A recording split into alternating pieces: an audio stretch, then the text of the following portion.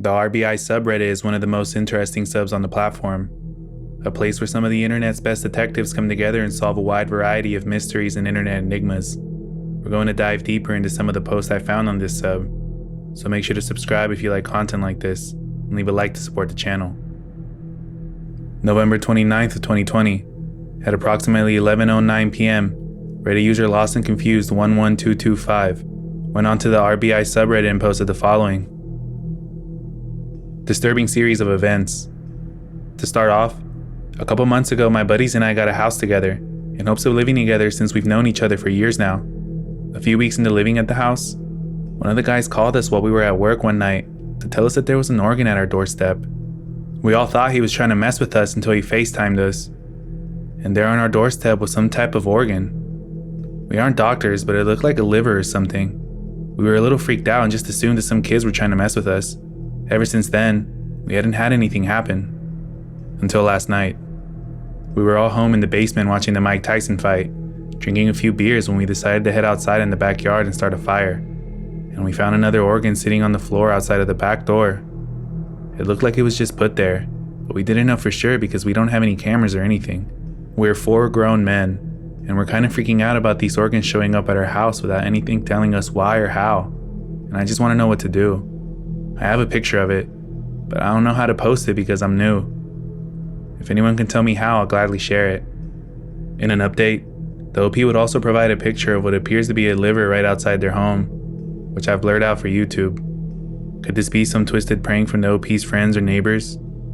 Maybe an animal is leaving organs outside the house, similar to the way a cat will bring mice and birds to their owners. In a second update, the OP and their roommates would explore these theories.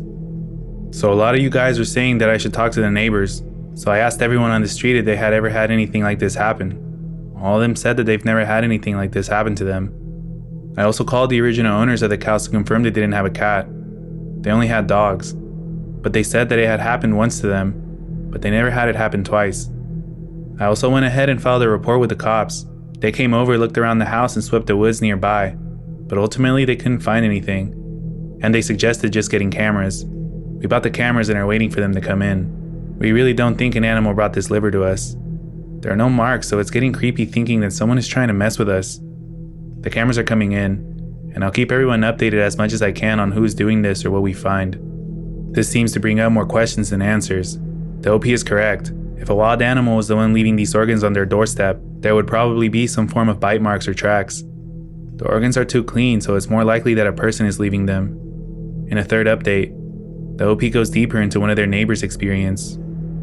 So earlier in the day, we tried to talk to the neighbors, but some weren't home, which was explained in the second update. I came home from work. My housemate let me know that one of the neighbors that wasn't home earlier was home now, so we decided to take a walk over there to get his input on the matter, and he said some stuff that intrigued us to say the least. He said he had something along the same lines happen to him, that he had found organs in his fenced-off dog pen. It disturbed him at the time, and was glad to find out that he wasn't the only one. He said that he didn't install cameras at first because he thought it was a tasteless prank some kids tried to pull on him due to it being around Halloween. However, it happened one more time about 3 weeks ago. He had a Ring doorbell, but installed cameras after and said nothing has happened since, but he's been waiting to catch it. Also, he did contact the police, which they told him the same thing they told us. I don't know how dead ass the claim is. He seemed like he wasn't exaggerating. He was kind enough to send us the photo which he took when he brought the dog out. It's hard to say who is doing this or why it's happening, but we have our neighbor's number now, so we'll keep in touch on anything that happens between us. I don't know for sure if this is some kind of dark prank or something more sinister.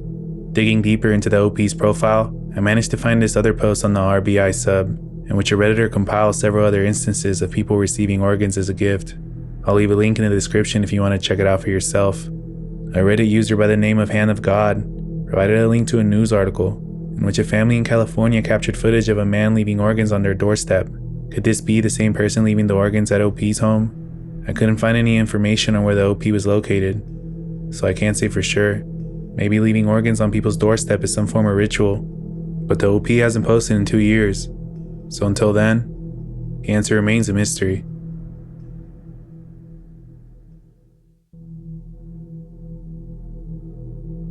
This next post comes from user Outside164 and was posted on December 5th of 2022. It goes like this. My wife is being cyberstalked by her ex-boyfriend. Last year before our wedding, my wife's ex-boyfriend was cyberstalking us. He sent messages from burner accounts to me, my wife, and our families on Instagram, Facebook, and any social media accounts in our names, saying my wife cheated on me with him. Everything went ignored. We didn't want to give him attention. My wife has denied all of his accusations and has been very anxious. Our silence worked because he stopped for a year. But then last week it started up again. He messaged my wife and I from burner accounts saying she cheated. After he told my wife that he had to let me know about her cheating, he sent her an I love you gif. The other day he added me on a different social media site and wrote, "Can we talk?" I had enough and finally broke my silence.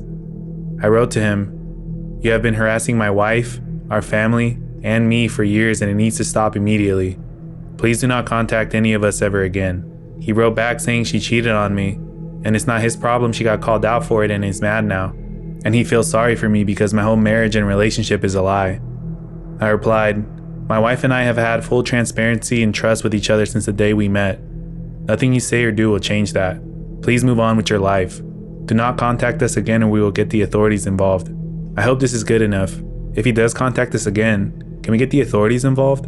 He's not said anything threatening. He's just been making cheating accusations and it's causing my wife distress.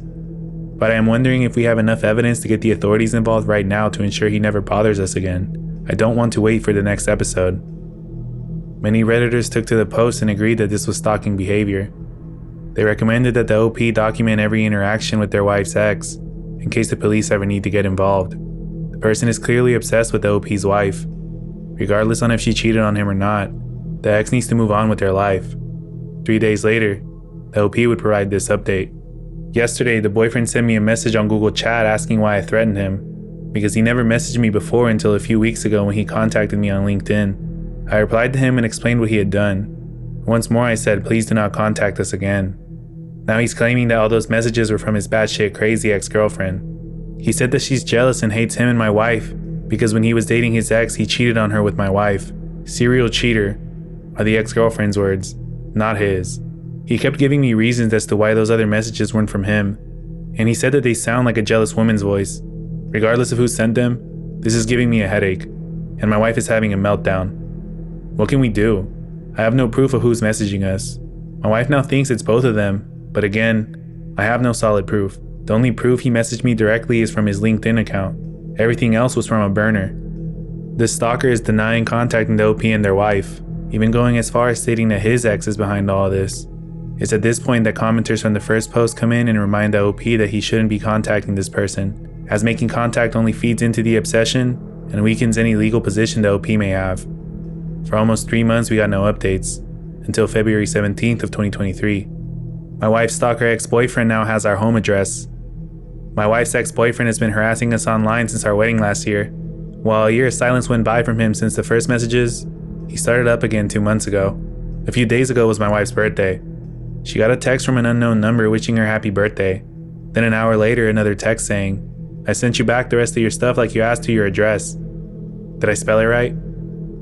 We gathered the screenshots we had saved and visited our local precinct. The police reviewed the material and said that there's really nothing they can do.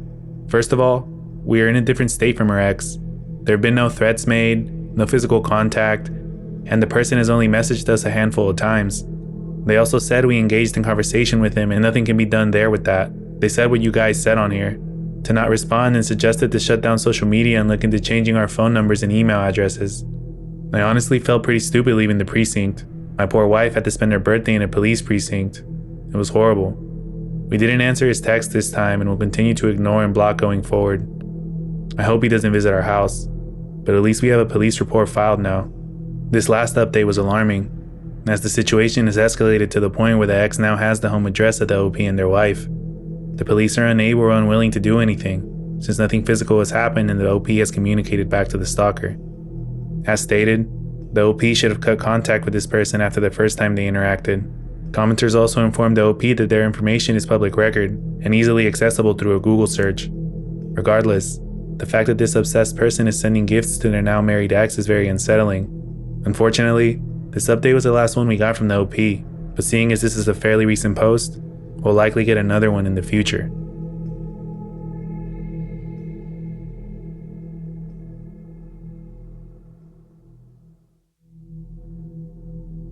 User I lost my friend went onto the RBI sub on February 21st of 2019 and posted the following. So I had a friend I met years ago. We were talking on a daily basis until one night he just suddenly disappeared. He just disappeared from everywhere. No email responses, no logins, no nothing. Everything is passive. I thought he might be into some trouble, but today I found out that he might have died, and the name aligns with the person I knew. I'm still shocked and I wasn't able to reach anyone. I don't know anyone from Mexico, and if I had 1 in 2 million chances that someone is from the specific place I wrote in the title, I would like to know about his death and what the hell just happened if that's him. Thank you in advance. I'm desperate. This is the only place I found with a Google search which shows a place where to post. Please DM me if you're from that location. This post exploded. Many Mexican Redditors commented, asking the OP to message them with info on their friends so that they could try to help. After searching for the post on the r/Mexico sub, I was able to find a couple edits that weren't on the original post, which I translated from Spanish. The place where the incident occurred is 50 meters from the National Highway, at the height of El Barro, south of Monterrey. I got this from the article I read. I found an estimated place on Google Maps.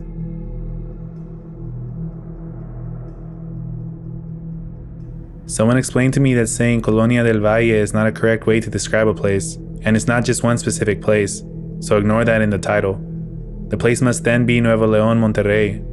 I'm sorry, but I don't really know Mexico, and it's even more difficult to use Google or read things in Spanish when Google Translate doesn't translate correctly. There are some things about the event that align with this person and my friend. However, I don't know their full name, but I do know the metropolitan area where they lived. Part of the name and the time they disappeared match exactly with what I found at the event. I know this is asking a lot, as I don't know if there's a chance that this person in the article could be a completely different person.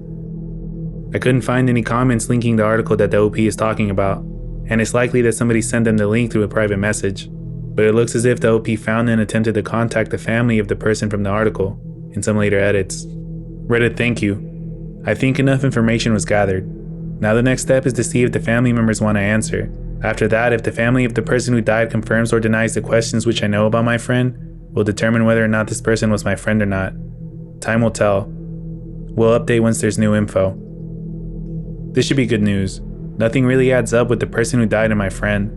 Reddit found Facebook profiles and stuff, but it can't be the same person. Just a coincidence that that person died on the same day my friend disappeared, with identical age and has the same part of the name. Also, people mentioned that this area has 5 million citizens, so it could very likely be someone else. I actually feel shitty to dig up a wrong person and disturb the family, as they had a recent loss. We'll give news if the family responds. For those wondering, family didn't respond to any message. It's understandable that the family wouldn't want to speak on the situation given the circumstances. Events like this happen in Mexico all the time due to the increasing narco violence. Oftentimes people go missing and the families never get an answer as to how. And just a few months later, on June 21st, we got an update from the LP. To those who asked and remember this post, several months ago I somehow managed to get in contact with one of the family members thanks to a Reddit user. Yes, my friend died under suspicious terms, and they're still fighting for more evidence, but it seems like the court there is corrupt and easily bribed. With the help from Redditors in Monterrey, the OP was able to come in contact with the friend's family, only to learn that their missing friend had unfortunately passed away. This was very sad news, but one Redditor noted that the mention of the courts being easily bribed could indicate a possible scam, advising the OP to not use any of their own money in an attempt to gather information on their friend.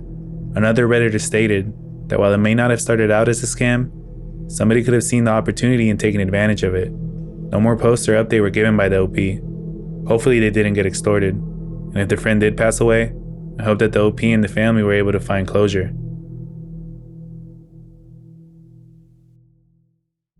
Lost Butterfly 2020 is a Reddit user with only a single post, which was uploaded onto the RBI sub on August 13th of 2020.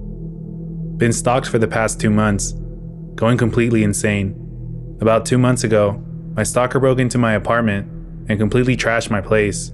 This was followed by a series of unwanted visits throughout the day and night, always leaving behind a trail of vandalism and destruction on my belongings and property. The approximate damage of the property and belongings is around $2,000 in the course of less than a week. I changed the lock and locked everything valuable in my suitcases. They managed to pick my locks. At this point, I was afraid to touch anything in the house. They contaminated everything from my food in the fridge, my dishware to the bed sheets on my bed, and any sort of cleaning products. If I left my stuff unsupervised for a few minutes, I would find it trashed. They knew exactly when I would take a nap, shower, or use the restroom. I called the police. In spite of the damage to my property and the trash place, the police somehow refused to take me seriously and refused to investigate to see if there were any fingerprints. Out of desperation, I moved everything into a storage unit and decided to move. They followed me into my storage unit by using the car that they had stole from my home while I went to use the washroom that had the passcode and storage unit. Once again, I went to the restroom while sorting my things in the storage unit one late night evening. I put my notebook in the storage unit, locked the storage, and went to the washroom. When I came back, I found the words "hi" in their writing. They went through all my personal documents, journals, and even my documentation of everything that I wrote, and would even cross out random stuff / write down comments using the exact same style and color pink to confuse me. Anyhow, things have gotten progressively worse, as I have fled my home, stayed at a shelter, moved to multiple Airbnbs, hotels, and anything to get away from this person that follows me around all day. They pick my locks and get into locked facilities and rooms while evading public surveillance. What am I supposed to do? The police won't take me seriously because there's no apparent damage. Things have escalated from vandalism and destruction of property to me waking up to find red scars, torn skin, peeling skin, and scratch marks all over my body. It's never severe enough to be life-threatening, because that would leave incriminating evidence behind.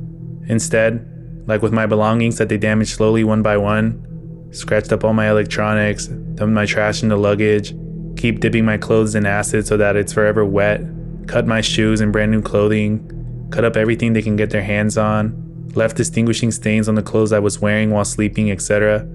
They want to torture and torment me psychologically. Now, at first glance, this user tells the story of a deranged stalker who breaks into their home and basically destroys all of their belongings.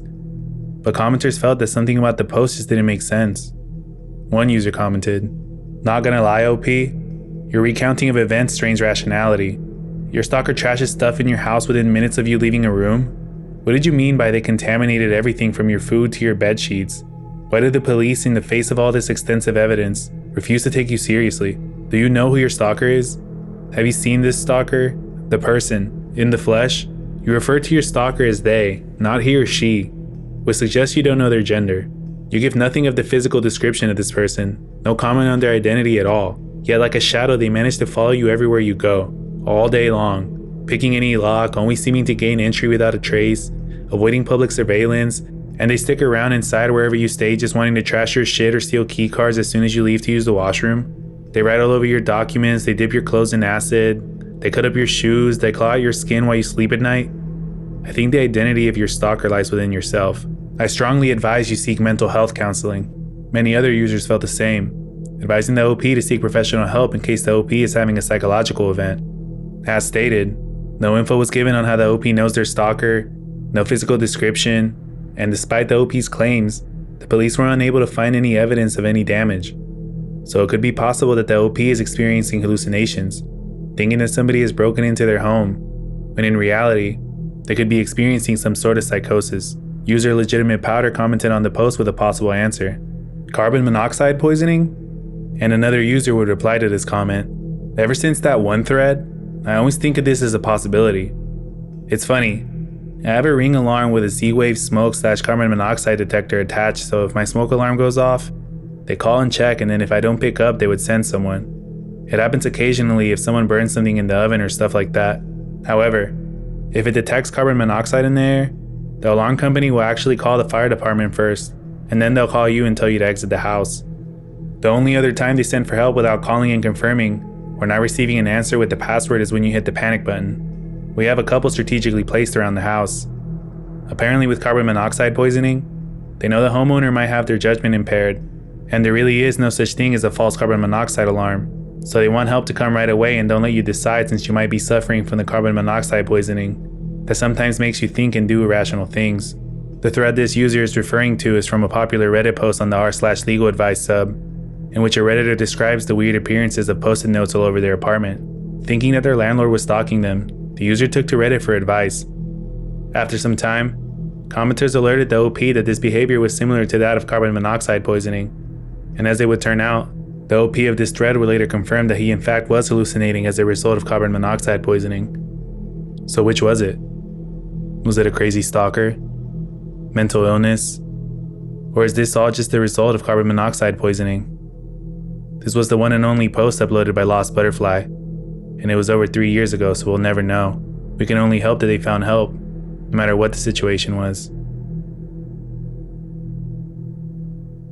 Let me know which one of these posts you found the most unsettling. And if you have anything you want me to dive into, leave it in the comments. If you haven't already, make sure to subscribe. And as always, thanks for watching.